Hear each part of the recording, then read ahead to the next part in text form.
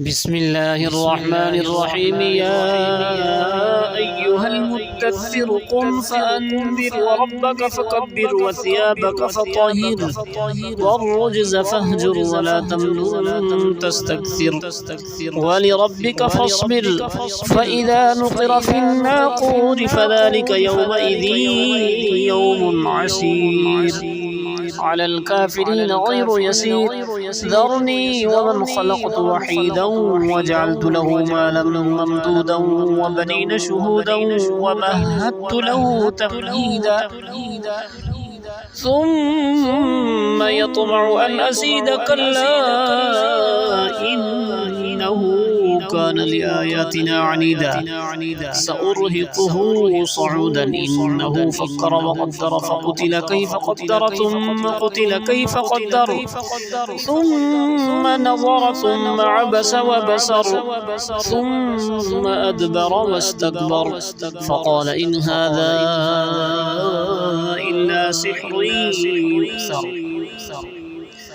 إن هذا إلا قول البشر سأصليه سقر وما أدراك ما سقر لا تبقي ولا تذر لواحة للبشر عليها 19 وما جعلنا أصحاب النار إلا ملائكة وما جعلنا عدتهم إلا فتنة للذين كفروا ليستيقن الذين أوتوا الكتاب ويزداد الذين آمنوا إيمانا ولا يرتاب الذين أوتوا الكتاب والمؤمنون وليقول الذين في قلوبهم مرض والكافرون ماذا أراد الله بهذا مثلا